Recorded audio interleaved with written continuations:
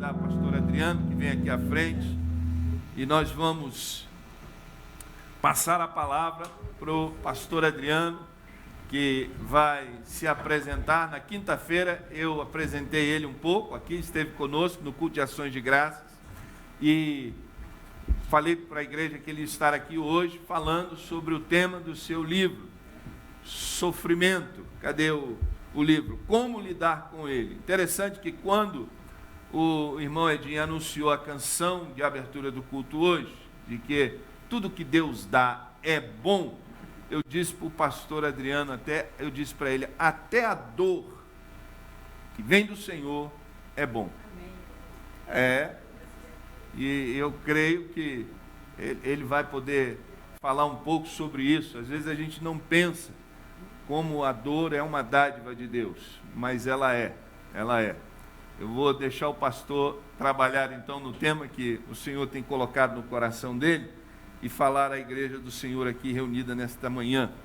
Eu vou pedir a você que estenda a sua mão para cá, para que nós possamos orar pela vida do pastor Adriano e pedir que o Senhor derrame sua graça e assunção sobre ele. Senhor nosso Deus, mais uma vez nós queremos vir diante do Senhor em oração, em submissão, sabendo que o Senhor é o autor de toda boa dádiva e todo dom perfeito, e que sem a tua ajuda nós nada podemos fazer. Então, ó Deus, nós clamamos agora como igreja pela misericórdia do Senhor sobre a vida do teu servo, pastor Adriano. Que a graça do Senhor o envolva e que a unção venha do alto para que ele possa ministrar a tua palavra, ó Deus querido. Que ele seja um vaso cheio do óleo da tua unção, que as palavras proferidas sejam palavras que o Senhor colocou no coração do teu servo, e que a tua igreja reunida aqui neste lugar também receba a unção para poder entender e ser tocada pela palavra do Senhor nesta manhã, num assunto tão importante, num assunto tão edificante, ó Deus querido, que alcança a vida de cada um de nós. Que o Senhor possa usar ele como um instrumento de edificação na tua casa nesta manhã. É o que te pedimos em nome de Jesus. Amém e amém. Pastor, bem-vindo em nome de Jesus. O irmão está com a palavra. Bom dia, meus irmãos. A paz do nosso Cristo continue permeando os nossos corações. Estou muito feliz de poder estar com os irmãos nessa manhã. Eu venho lá do Rio de Janeiro e eu gostaria de aproveitar o ensejo para mandar um abraço para a nossa igreja local, a Igreja de Nova Vida em Tribobó, no município de São Gonçalo, lá no Rio de Janeiro. Tem uma comunidade lá nos assistindo via internet. Hoje pela manhã eu mandei um vídeo para eles e recebi muitas mensagens. Pastor, nós estamos com saudade, Quando seu pastor viaja, você fica com saudade? Pois é, então eles estão com saudade, mas eu já estou quase voltando. Quero mandar um beijo para minha família, enfim, para todos os meus amigos lá no Brasil. E quero agradecer ao pastor Samuel Rosolém, pela oportunidade, pela abertura, por me confiar o seu púlpito para estar aqui nessa manhã. Foi um tempo muito agradável quando passamos junto aqui o Thanksgiving, é isso? O dia de ações de graças. Irmãos, como eu fui abençoado. Mas eu quero, nessa manhã, ir direto ao ponto, ministrar a palavra de Deus. Quantos querem ouvir a palavra do Senhor nessa manhã? Quantos estão ávidos por essa palavra? Eu creio que essa palavra há de nos abençoar, porque este encontro aqui não é um encontro casual. Porque este encontro aqui não é um encontro meramente social. Ele também é um encontro social, mas ele não é meramente um encontro social. É um encontro para nós sermos igreja, juntos, para nós comungarmos da fé, para nós partilharmos das coisas de Deus e para nós adorarmos ao Senhor. Você crê dessa forma? Amém? Então abra comigo a sua Bíblia no Evangelho que escreveu São Marcos, capítulo de número 15. São Marcos, capítulo 15, versículo de número 33 e os seguintes. São Marcos, capítulo 15, versículos 33 e os seguintes.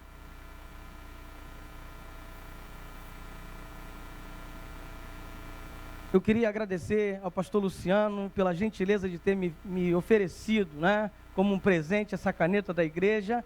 Fiquei muito feliz, muito grato, A Bíblia diz que mais bem-aventurado é dar do que receber. Então, nessa manhã, você está sendo muito mais bem-aventurado que eu. Então, que Deus possa continuar te abençoando. Eu fico grato pela caneta, pelo presente.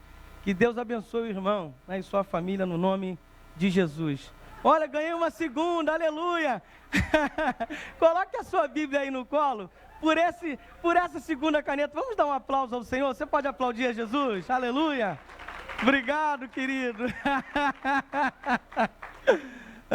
Eu tenho muita empatia pelo pastor Samuel, pela igreja. Irmãos, eu estou me sentindo como que na minha própria comunidade desde a primeira vez em que entrei aqui, né?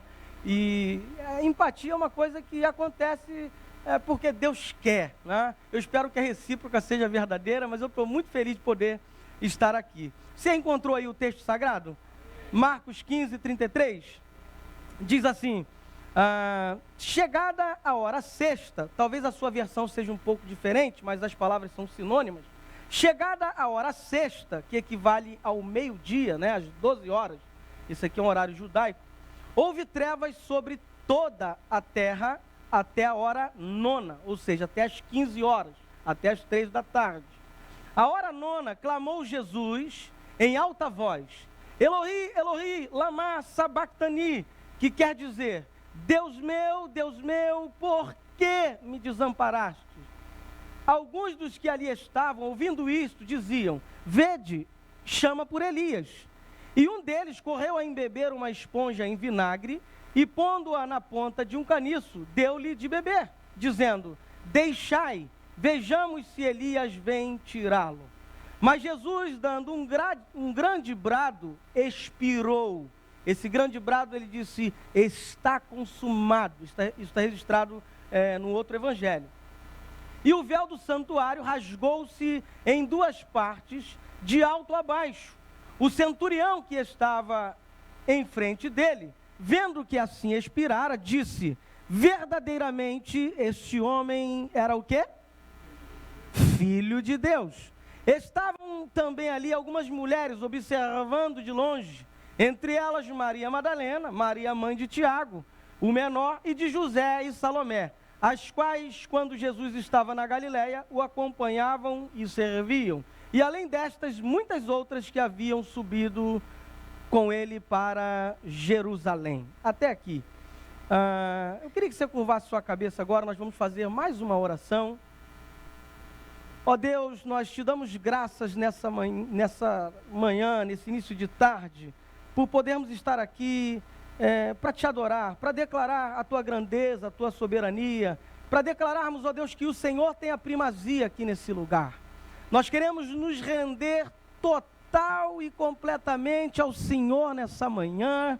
Ó Deus, eu sou um mero instrumento da tua vontade, e o que queremos nessa manhã é que o teu nome, só o teu nome, o nome que é sobre todo nome, seja engrandecido, seja glorificado, seja exaltado no nome poderoso de Jesus. Ó Deus, essa palavra é um manancial no meio do deserto para nos dessedentar.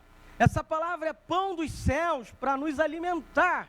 E que seja assim nessa hora, nessa reunião. Que o Senhor sacie a nossa sede, que o Senhor sacie a nossa fome. E que em tudo e por tudo o nome do Senhor seja glorificado hoje e sempre. Amém e amém. Queridos, quantos aqui já enfrentaram um sofrimento? E durante esse sofrimento pensaram, eu não vou suportar, eu vou sucumbir no meio desse sofrimento. Quantos? Quase que unanimidade, todos nós enfrentamos sofrimento. Então, sofrimento é algo que nós não gostamos de falar, que nós não gostamos de ouvir e que nós não gostamos de pensar. Por quê? Porque nós não gostamos de sofrer, né? Salvo alguém que tem um distúrbio de personalidade denominado masoquismo, né? As pessoas normais não gostam de sofrer. Todavia, o sofrimento faz parte da realidade do ser humano. Todos nós, seres humanos, sofremos. E não importa se religioso ou não, não importa a etnia, a classe social, o dia mal chega, e quando o dia mal bate a nossa porta, a gente precisa aprender a lidar com ele.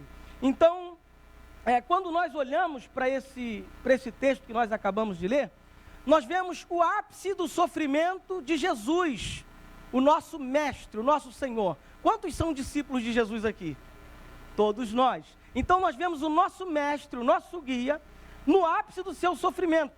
E eu digo ápice porque agora ele está na cruz, sem um julgamento justo, né? Foi condenado temerariamente, e ele está, a gente sabe disso, porque ele se ofereceu em nosso lugar, para morrer por nós, para pagar pelos nossos pecados.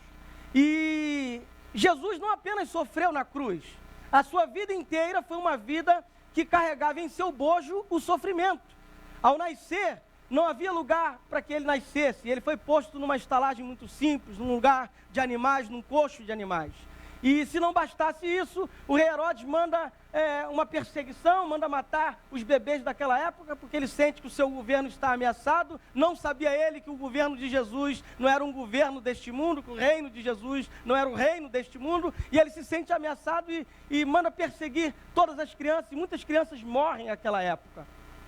Então, na infância, Jesus sofreu ao iniciar o seu ministério. Ele já inicia o seu ministério sendo tentado no deserto, né? Enfrenta 40 dias de jejum e logo em seguida ele enfrenta ali face a face o diabo, tentando fazer com que ele errasse, para que ele cometesse algum tipo de erro, fracassasse na sua missão, mas ele usa a palavra e vence aquele momento, cumpre fiel e cabalmente o seu ministério e chega aqui, à cruz. E agora ele está no ápice do seu sofrimento, na cruz do Calvário, entre dois marginais, entre dois delinquentes, né?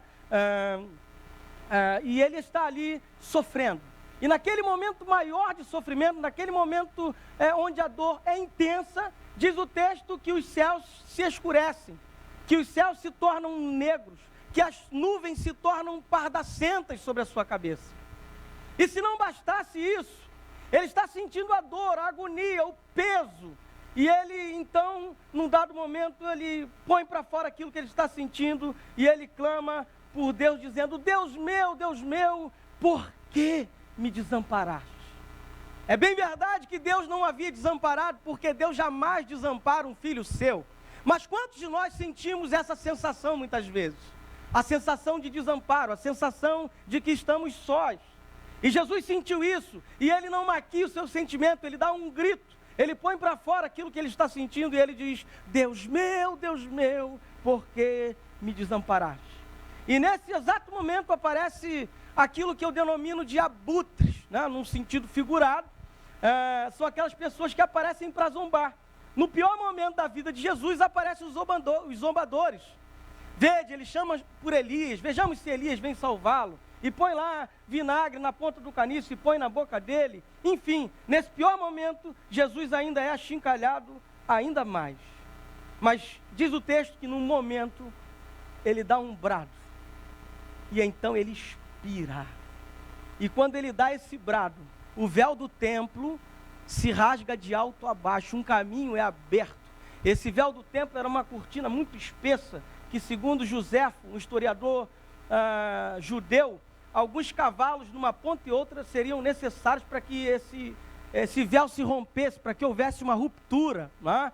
Então algo sobrenatural, algo inaudito acontece, e esse véu se rasga de alto a baixo, abrindo o caminho. Agora já não precisamos mais de um sacerdote, porque somos todos uma nação de sacerdotes, o caminho está aberto, existe um mediador entre Deus e os homens, Jesus Cristo, homem, e pelo sangue de Jesus vertido na cruz, nós podemos invocar a Ele, sentir a presença dEle como fazemos aqui, ouvir a sua voz, falar com Ele e respondermos dEle, e recebermos dEle virtudes que emanam dos céus.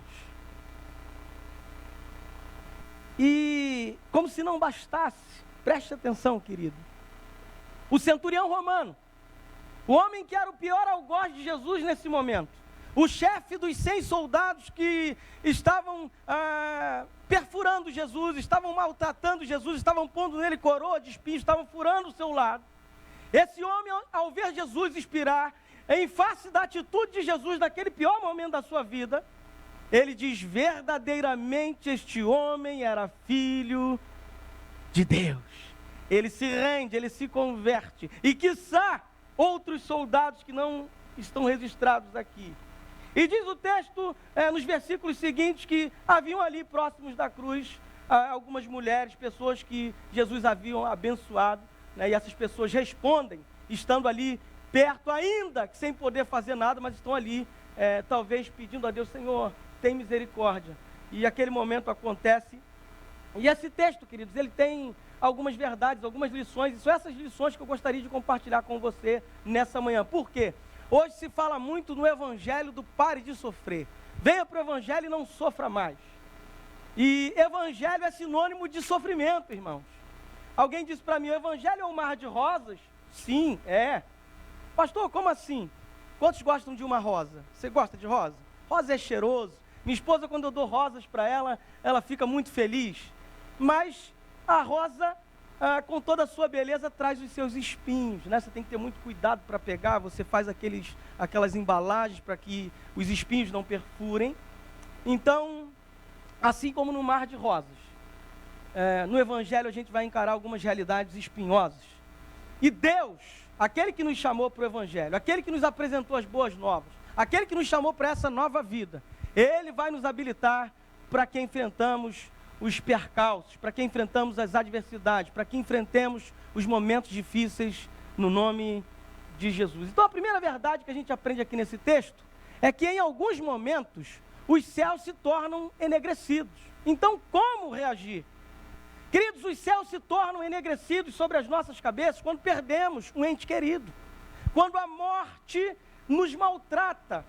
E infelizmente muitas pessoas, a despeito de terem a certeza de que um dia enfrentarão a morte, elas não sabem lidar com isso, e aí eternizam o seu luto. Pastor, o luto é uma coisa normal. Sim, é uma coisa normal, mas precisa ser uma coisa transitória, porque quem vive de luto a vida inteira, para de viver, para de caminhar, tem sua vida estagnada e vive debaixo de um mal emocional que lhe faz sofrer acima do normal e não consegue reagir em nada na vida. Pastor, eu perdi um ente querido, eu perdi um filho, eu perdi a minha mãe, eu perdi o meu pai. Perder filho, queridos, é muito pior. Eu não passei por uma experiência dessa, mas conheço gente que passou e que tive que ajudar. A ordem natural das coisas é invertida, isso é algo que a gente não pode mensurar, o tamanho da dor. Mas é importante nós entendermos que existe um Consolador, um Espírito Santo. Jesus, quando morreu na cruz e foi assunto aos céus, Ele disse: eu não vos deixarei órfãos, vos enviarei o Consolador. Esse Consolador, esse Paracleto, esse Espírito Santo, Ele nos consola, Ele nos enche de graça, de favor, de modo que se torna possível vencer o luto. Talvez você esteja aqui e você esteja enfrentando um luto que já dura muito tempo. E Deus está querendo nessa manhã, nesse início de tarde, produzir cura para o teu coração. Pastor, como é possível a cura? Deus pode. Como o pastor Rosolém muito bem disse aqui, para Deus tudo é possível. É impossível a cura vir pelo meio médico, pela ciência, quando o assunto é o luto por alguém que se foi. Mas Deus pode curar. Algum tempo atrás, a gente lidou com uma situação muito difícil. Eu acabei uma reunião como essa, e alguém me liga lá da nossa igreja sede e diz: olha, pastor, o casal fulano de tal perdeu a menina de 10 anos, estava internado no hospital de clínicas tal. Irmãos, aquilo foi um baque para mim. Eu rapidamente pedi a alguém que levasse minha família em casa, parti direto ao hospital, e cheguei ali, o quadro de caos instalado. A menina de 10 anos abruptamente havia deixado seus pais, sem aviso prévio, havia deixado os seus avós, havia deixado seus coleguinhas na escola. Não houve preparo, foi algo que aconteceu, bum, e a gente precisa encarar. Mas como lidar com isso? E eu disse: não tem palavras que possam amenizar a dor, mas eu sei que Deus pode. Eu fiz a minha parte, fui lá dar um abraço, fui lá tentar de alguma forma fazer alguma coisa, mas sobretudo pedir a Deus: Deus, o Senhor não perde o controle das nossas vidas, nós somos os teus filhos e tudo está debaixo do seu controle. Irmãos, a grande questão é que a gente não sabe as razões pelas quais muitas vezes nós estamos sofrendo. A famigerada teologia da confissão positiva diz que a gente não sofre, que a gente determine, que a gente fale e a coisa acontece. Só que muitas vezes nós pedimos a Deus e Deus diz não. Eu ouvi aqui no Thanksgiving muitos testemunhos de milagres. Eu tenho visto isso acontecer lá na minha paróquia, muito longe daqui. Eu tenho visto acontecer isso lá. Gente curada de câncer, gente curada de HIV, gente curada de males incuráveis, gente que havia quebrado financeiramente se levantou. Mas muitas vezes nós perdemos pessoas que amamos. Recentemente uma menina de 32 anos ficou viúva, casada há talvez 3, 4, 5 anos. E a gente também teve ali com ela algum tempo. E num dado momento eu disse para ela, depois de passados alguns meses, eu comecei a perceber que ela não ia sair do luto. E eu disse para ela, você precisa entender que você está viva. Você precisa entender que Deus pode te curar desse mal. Então nós vamos orar para que você seja curado e você prossiga na trajetória da vida. Irmãos, e é interessante que eu tenho visto como algumas pessoas estão reagindo em face dessa dor terrível que a morte nos causa, e como isso tem mudado as realidades da sua vida em todos os âmbitos, espiritual, emocional, sentimental, físico, biológico, porque o problema emocional, ele se somatiza, e aí a gente começa a ter essa somatização e aparecem os sintomas psicossomáticos, aquilo que afeta o corpo, mas não é do corpo, aquilo que afeta o corpo, mas tem sua origem na alma. Então eu quero dizer para você que perdeu um ente querido, que perdeu um parente, você que tem os céus enegrecidos por essa causa sobre a sua cabeça já há algum tempo, Deus deseja te curar e nós vamos orar para que isso aconteça hoje, no nome de Jesus. Uma outra coisa que torna os céus pardacentos sobre as nossas cabeças é a impotência da crise financeira. Os Estados Unidos viveram há algum tempo uma das piores crises, né? Isso abalou o mundo. Eu penso a realidade que vocês sofreram aqui. Queridos, crise financeira afeta a gente de uma maneira que torna a gente completamente impotente. Mas eu quero dizer para vocês que muitas vezes Deus permite que enfrentemos desertos nessa área para que aprendamos a depender única e exclusivamente dEle, para aprendermos que Ele é o Jirê, que Ele é o provedor e que Ele cuida de nós como um bom pai cuida de seus filhos. O grande profeta Elias, que era homem como cada um de nós, diz a Bíblia. Tiago vai dizer que Elias era sujeito a nós, sujeito às mesmas paixões que nós.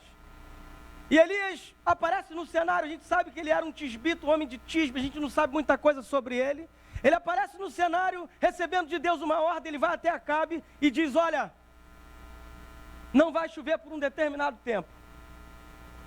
E Deus dá um comando para ele, agora você vai a Querite, e vai ficar à beira do riacho de Querite. Ele se hospeda à beira de um riacho, e corvos trazem para ele carne e pão durante o dia, durante a tarde, e ele bebe do riacho. Ele fica ali por longo tempo, e aí Deus dá uma nova ordem. Deus às vezes parece um Deus absurdo, irmãos, porque Ele resolve situações absurdas, absurdamente. Ele diz para o profeta, agora você vai a Sarepta, que lá tem uma viúva que eu ordenei te alimente. Naquela época, eu não sei como é que funciona a dinâmica aqui, lá no Brasil a gente tem pensão, o marido morre e deixa pensão para as viúvas, enfim. Mas essa mulher estava desprovida de tudo e ela ainda tinha um filho. E o profeta chega a Sarepta, depois de caminhar um tempo, e a mulher está ali colhendo alguns gravetos para fazer um guisado, para fazer um bolo, e esperar a morte.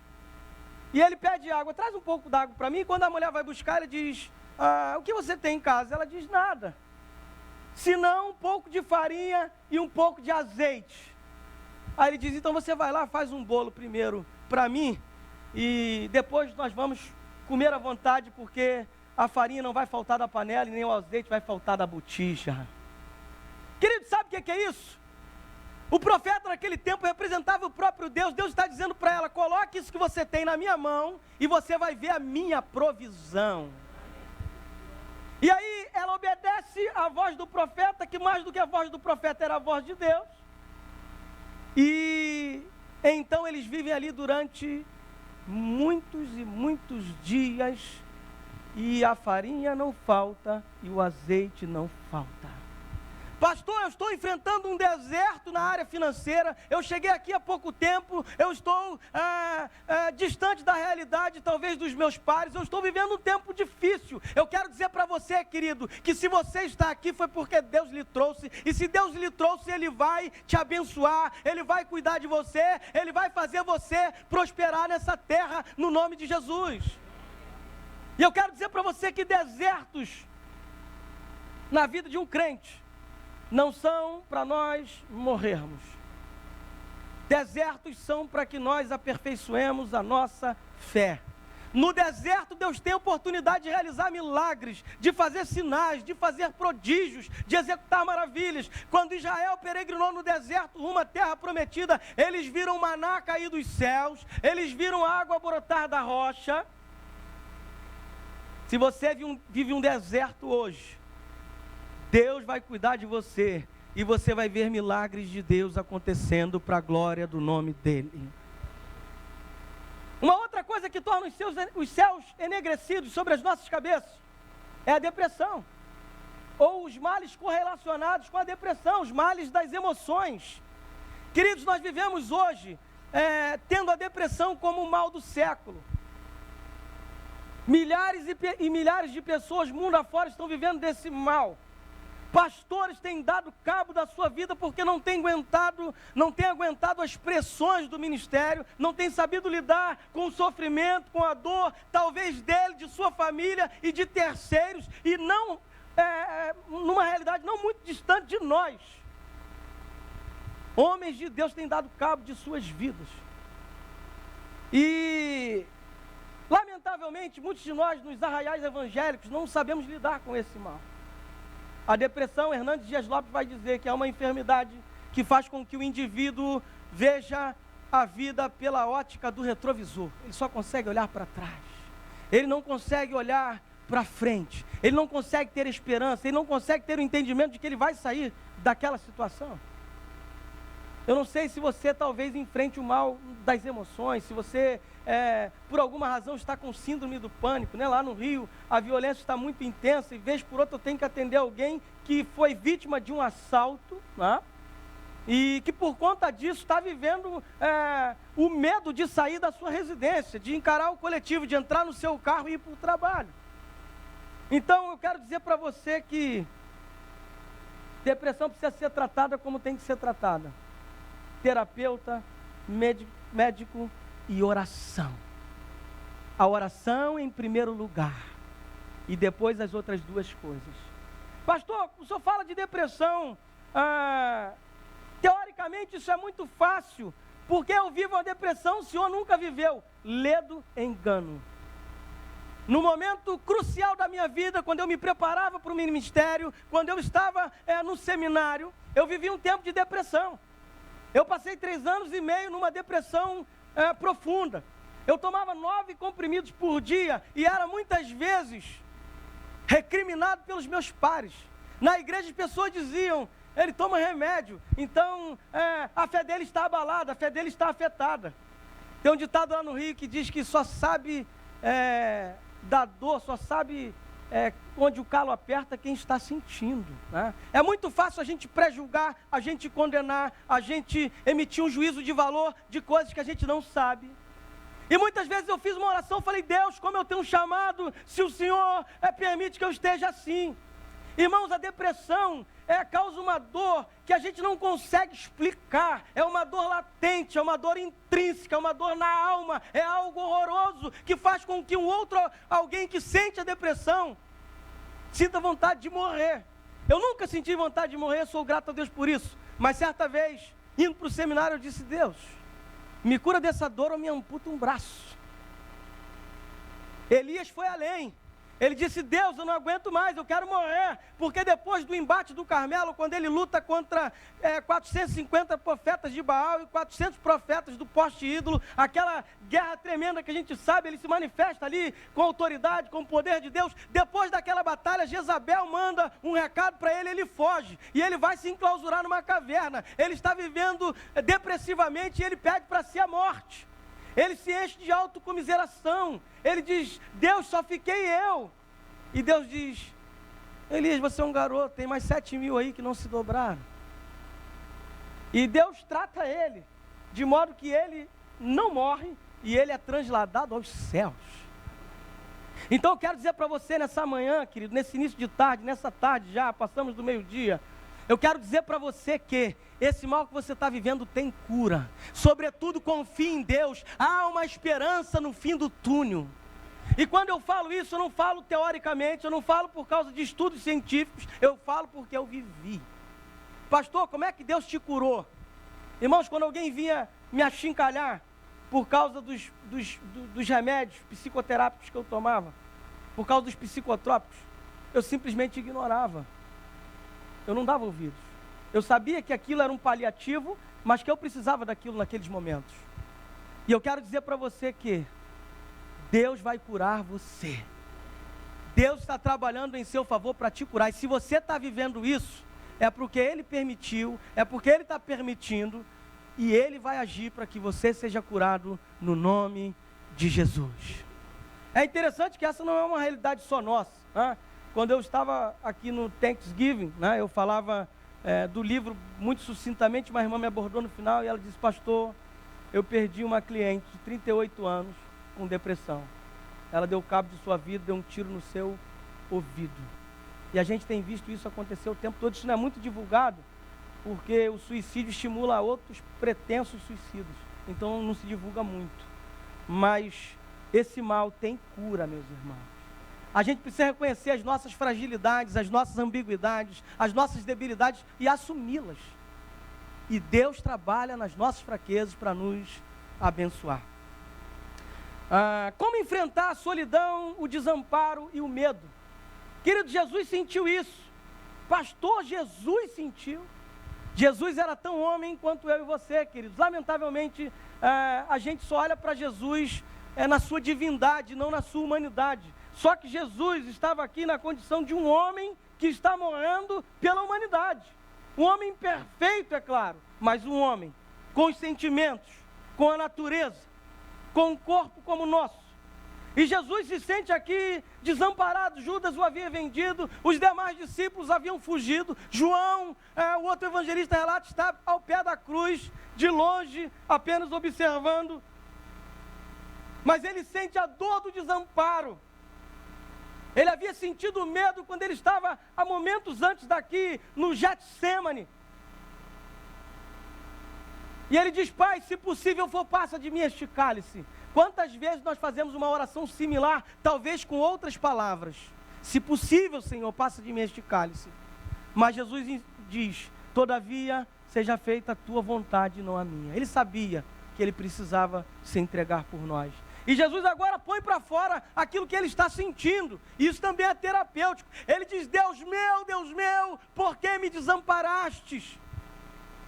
É a primeira vez que Jesus chama o Pai de Deus e não de Pai. Ele está sentindo um afastamento muito grande, uma distância muito grande, porque ele está levando sobre si as nossas maldições, os nossos pecados.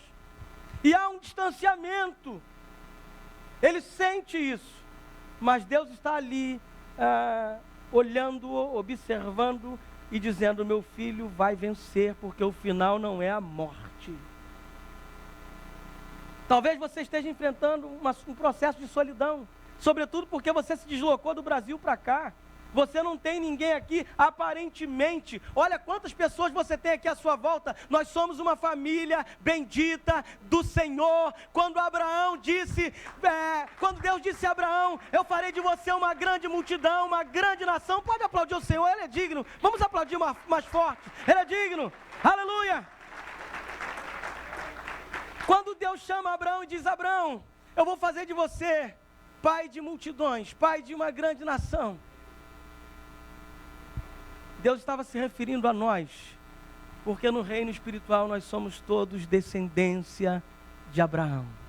Você pode ter chegado aqui sozinho nos Estados Unidos, mas você tem o pastor Samuel, tem o pastor Luciano, tem o pastor Davi, tem os demais pastores que aqui tem o seu irmãozinho que está aí do lado. Queridos, eu estou aqui como um forasteiro, mas eu me sinto em família. Bendito seja o nome do Senhor. Talvez eu não saiba falar o idioma, né, lá fora, mas eu tenho irmãos americanos que vão encontrar comigo e vão me dar um sorriso, vão me dar um abraço, para a glória de Deus. Onde você chegar, tem uma família sua lá te esperando. E se você está aqui, talvez enfrentando a solidão em meio às multidões, se insira no corpo, se voluntarie para alguma coisa, para pôr a mão em alguma coisa, para abençoar alguém, se encaixe na igreja, no corpo de Cristo, na igreja local, porque Deus trouxe você para cá para ser uma bênção, e você sendo uma bênção, Ele vai te abençoar para a glória do nome dEle. Então, quantas vezes nós nos sentimos desamparados, irmãos? A dor do desamparo é terrível. Por isso que Deus ordenou ao salmista que escrevesse: ainda que a sua mãe te desampare, ainda que o teu pai te desamparem. São os dois maiores níveis de amor que nós conhecemos. Todavia, eu, o Senhor, jamais te desampararei. Aleluia! Deus jamais te desamparou e jamais vai te desamparar. Ele não está alheio ao seu sofrimento. Eu quero dizer para você, anote isso, querido. Deus tem empatia pelo seu sofrimento. Pastor, por que Ele permite que eu sofra? Para que nós aprendamos algumas coisas, para que nós aprendamos valores. Por que o homem é rico e ele vem para o evangelho, muitas vezes ele quebra? Porque a sua confiança está no dinheiro, porque ele faz do seu Deus, do dinheiro um Deus, o Deus não está ao seu serviço, e aí Deus quebra, trata ele e depois dá o dobro, para que ele possa entender algumas coisas. Irmãos, muitas vezes, né, nós temos a impressão de que o sofrimento está correlacionado à relação de causa e efeito, porque você pecou, Deus vai lá e te dá uma retalhada. Não é nada disso. A Bíblia diz de alguém que sofreu e Deus dá testemunho dele. Deus diz que ele era reto, justo e se desviava do mal. Ele fazia holocausto pelos seus filhos. Jó. E a gente não sabe as razões pelas quais Jó passou por aquilo. De uma coisa é certa, perfeito Jó não era. Quando Deus olha para você e vê em você um coração de alguém que Ele aprecia, Ele não está dizendo que você é perfeito, porque perfeito só foi Jesus. Então Jó talvez tivesse algumas coisas ali a serem tratadas, os teólogos não conseguem explicar as razões pelas quais ele passa por aquilo tudo. A gente só sabe que num fatídico dia houve uma reunião no céu, Satanás se apresenta, faz menção de Jó e diz: olha, se o senhor tocar na riqueza, se o senhor tocar nele, ele não vai te adorar. E Deus vai provar para Satanás que Jó era um adorador transcircunstancial. Pastor, o que é isso? Não importa a circunstância, eu vou adorar o Senhor. Por que nós servimos a Deus? Porque Ele é Deus. Por que nós servimos a Deus? Porque Ele nos fez para o louvor da sua glória. Por que nós servimos a Deus? Porque Ele é Senhor do universo, é Senhor de céus e terra, é Senhor de todas as coisas. Porque só Ele é digno de louvor e de glória. E aí Jó acorda rico num dia, dorme rico num dia, acorda pobre no outro. E aí Jó dorme tendo seus filhos, e aí no outro dia ele perde seus filhos todos, 10 filhos.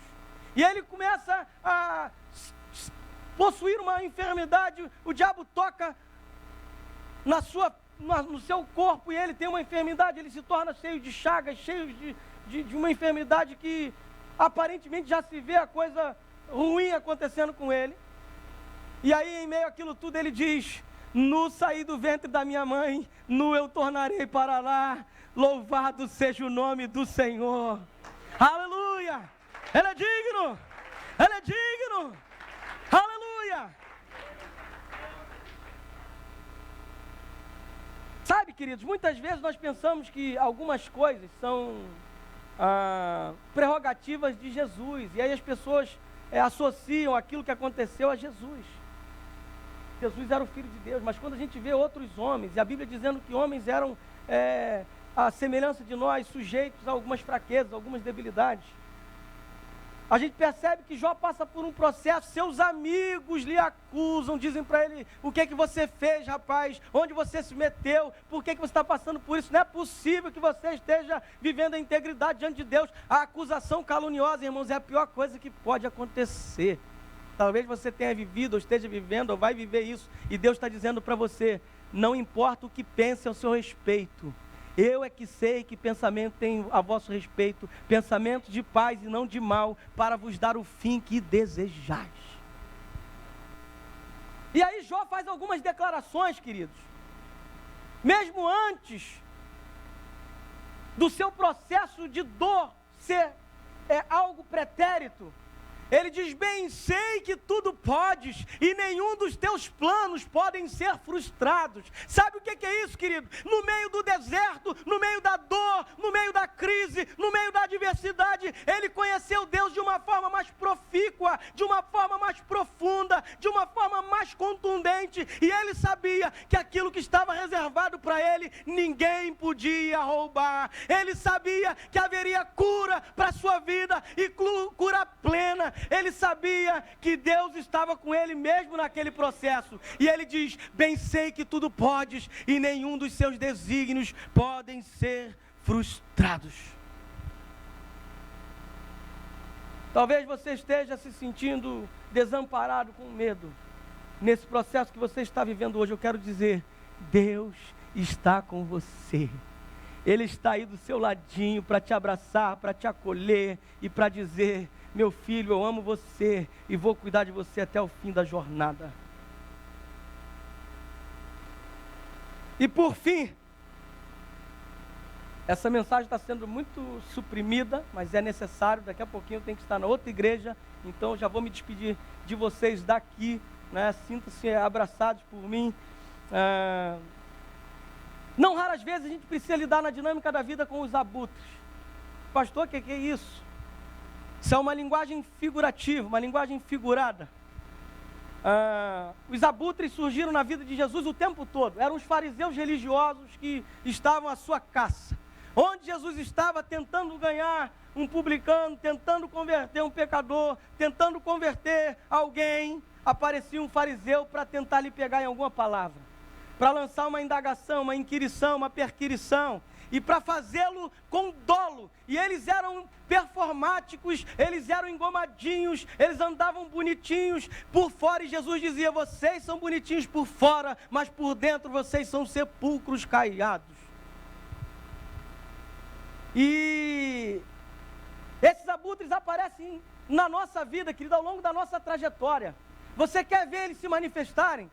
Comece a ser fiel a Deus de uma forma intensa, Deus vai te abençoar, Deus vai te honrar, Deus vai te soerguer do monturo se você chegou aqui nessa igreja quebrado, Deus vai restaurar você e você vai perceber que muitos abutres vão surgir. Porque abutres não só surgem apenas quando nós estamos num momento difícil. Esse é o pior momento de encarar os abutres. Mas se você estiver bem, os abutres também irão surgir. Queridos, quando os abutres são os familiares, quantas vezes, lamentavelmente, nós enfrentamos atitudes atrozes de irmãos, muitas vezes de pais. Nós já encaramos realidades em que pais eram abusadores das próprias filhas, situações terríveis. E como é que lida com isso? E você vai dizer para a pessoa, olha, você precisa perdoar, porque perdão é uma virtude dos fortes e não dos fracos e não dos fortes, dos fracos em relação ao mundo, mas fortes em relação a Deus. Para o mundo, perdoar é sinal de fraqueza, mas para Deus, perdoar é sinal de força. Só os nobres perdoam. E Jesus está sendo crucificado e ele diz, Pai, perdoa-lhes, eles não sabem o que fazem. Aí você vai pensar, mas isso é Jesus. Jesus é o Filho de Deus. Tempos depois, a igreja primitiva, iniciando o seu trabalho, um diácono. Quantos diáconos nós temos aqui? Esses são os diáconos ordenados. Mas todos nós aqui somos diáconos porque nascemos para a diaconia. Você pode dizer amém para isso? Uma diaconia eterna, uns servindo aos outros, aleluia. Então um diácono chamado Estevão, parabéns aos diáconos da igreja, os oficiais, Estevão foi à semelhança de Jesus, julgado temerariamente, condenado temerariamente, e ele é apedrejado. E apedrejado, ele morre. Quando ele está morrendo, ele vê os céus abertos, o Pai e o Cristo à destra do Pai assentado. E ele olha para aquilo e ele diz: Pai, eles não sabem o que fazem, não lhes impute esse pecado. Você pode perdoar, meu irmão. Você pode abrir o seu coração e se despir de todo o lixo, de toda a agrura, de toda a mágoa, de todo o ressentimento, de tudo aquilo que faz mal a você. Tem uma frase de um autor desconhecido que diz que não perdoar é tomar veneno esperando que o outro morra. Talvez você esteja minguando aos poucos por causa de ressentimento, de coisas passadas. Deus quer te curar nessa manhã. Às vezes você enfrenta, né, o ataque de um abutre